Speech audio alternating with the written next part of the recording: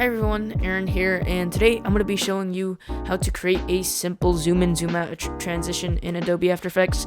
Super simple, looks really cool, beginners love it, 9 out of 10 dentists would recommend, and yeah, I hope you enjoy. So without further ado, let's get started. Now, what you're going to do once you got your two clips ready, and if you want to know where I got this clip of Gojo, maybe you like Gojo a lot, I actually got it from YouTube. Just search up Gojo 4K Twixtor, color correction, throw in all those buzzwords to make sure you get the perfect clips, 4K, all of that jazz. And then you're going to want to come to and download this app, 4K Downloader Plus. Not a sponsorship, but I just really like it. And it downloads your videos in the highest quality, so, you know, that's a plus for you. But anyways, as you can see here, I have my two clips. You have one of Gojo swiping this little sword across his face, and you have another clip of the zoomed in perspective of this. Not really a different clip, but yeah, you generally want to get clips that flow into each other, and these two flow into each other. Yeah, anyways, to make the actual zoom in transition, you're gonna have to put keyframes on the scale. And since I want the beginning of this to be like a zoom out into the normal perspective, I'm gonna have the scale first at 300, create a keyframe for that, come to the middle and go to 100, and finally I want to zoom back in at the end, so I'm gonna come to the end of my clip. Actually, we're gonna go a little past the end because you want to make sure it seems like it hasn't finished before your clip ends. And after that, we created all our keyframes, the 300, 100, 300. You're going to click F9 on your keyboard after selecting all these keyframes, or you're going to right click and then go to Keyframe Assistant and go to Easy Ease. That also works, but F9 is easier. After you do that, you're going to click on one of these keyframes, hit the graph button up here, and it's going to pull up this graph.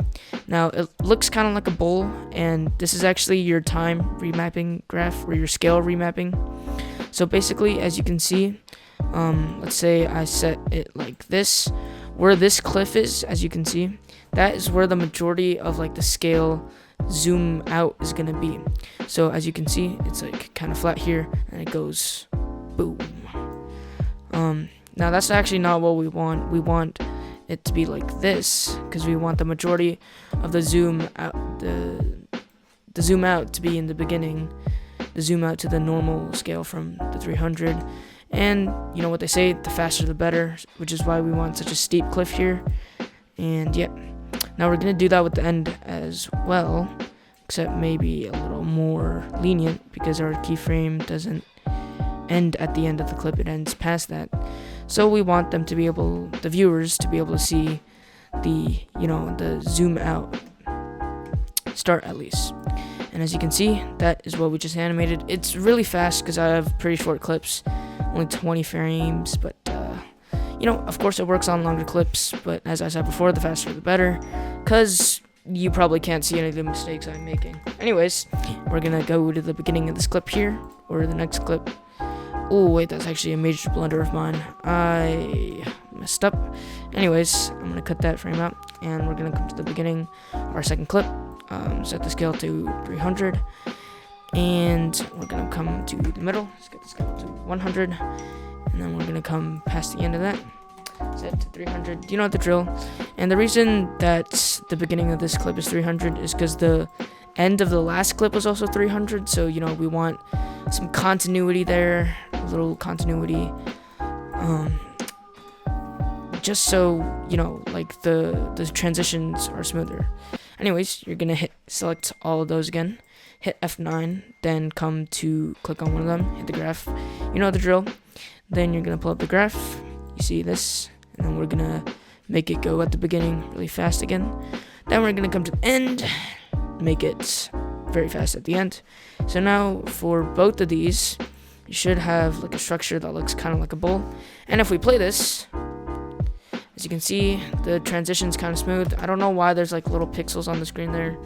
It was probably an issue with like the video rendering, but anyways, As you can see, you have this like smooth zoom in, zoom out. But there's still more left of the video. Please don't click off yet. I'm gonna show you how to make this better, because you know this ain't that hard. A lot of people can do this. Your average Joe can do it. You're not gonna get that million views that you've always wanted with this. So what you're gonna do is hit Control Alt Y to create an adjustment layer. And an adjustment layer, if you didn't know, it's basically if you add effects onto this layer, it'll affect everything below it, which is pretty nice and keeps things nice and tidy. Now I just hit Control Shift D there to cut that, and after you do that, you're gonna come to your effects and presets, search for warp, and then you're gonna you're gonna add it to your adjustment layer. Then you're gonna come to warp style, go to fisheye, and then come to the beginning of your clip here, create a keyframe for bend at 30. Then you're gonna come to the middle of your first clip, but still on the adjustment layer. Don't be confused now. I know. And you're gonna set the bend to 0. And then finally, you're gonna come to between the first clip and the second clip, and you're gonna set the bend to like, I don't know, 50. Actually, you know what? You're gonna come to a little past the end of your first clip. I know. And it's kind of the same principle as a scale, because for this warp, as you can see, it's like a bulge, and we want the bulge to look more like past it. If you kind of catch my flow, get my drift. Anyways, we're gonna come to the middle of this, set the bend to 0, and then we're gonna go past it again and set the bend to 50. Now hit U to pull up all the keyframes, select all of them, hit F9, and then you're gonna open the graph. And for the warp, you're gonna want the majority to be at the beginning again, because as you're probably tired of me saying by now, faster is better, because people can't see the mistakes you make. And the huge cliff over here is of course faster, and thus is better. Now you're gonna do that for all of these. So now instead of one bowl, you should have like 2 bowls, which is pretty cool indeed. Now, as you can see, you might not be able to notice. Hopefully you can. But you can see like the little bulge that really helps tie it together, I think. And yeah, that's nice. Now, don't click off just yet, because although we're finished with that, I still have one more thing to add. Please, I promise you this is the final thing I want to add. You're going to hit right click, hit new solid, and create a black solid. Just like that. Now you're gonna come to the end of where your clips end, hit Control Shift D to cut that. And now you might notice you can't see your clips, and you'll be like, Aaron, what the hell is this? Is this some kind of joke? Well, I assure you it's not, because you're gonna right click on Black Solid 2 over here, hit blending mode, and go to Stencil Alpha. Now you can't see the black solid, and you might be saying again, Aaron, is this some kind of joke? And I am yet going to say, I cannot speak. I'm yet again going to say that it is not a joke, because you see when you hit S, pull up scale, unlink these, when you change the Y scale, you can get these black bars in the corners on the top and bottom, and when you adjust the X scale, you can get them on the left and right. Now that is of course how we're going to create those black bars that you so desperately want in order to emphasize the transitions in the clip. Now for the black bars, what I'm going to do is I can't talk today. Is you're going to set the scale, Y scale to 70. I want my black bars on the top and bottom. You might want them on the left and right, but the black bars on top and bottom are like the cinematic black bars that movies all have. So anyways, I want them to be at the beginning, so I'm going to set a keyframe for them at the beginning. Then I'm going to come to the middle of my first clip. Then I'm going to set the scale to 100. And then I'm going to go to the end, a little past that, as, I'm starting to sound really repetitive, like a clock, like a disc that never ends, but, such is the life of an editor. Anyways, you're going to come to the end, or a little past the end, set it to 70 again, and then you're going to come to the middle of the second clip, and you're going to set it to 100, then you're going to come to the end, then you're going to come a little past the end of the second clip, and create another keyframe for 70. Now we watch it back, as you can see, black bars are there, but You already know the drill by now, such as life of an editor, blah blah blah. We have to press F9 to easy ease and pull up the graph.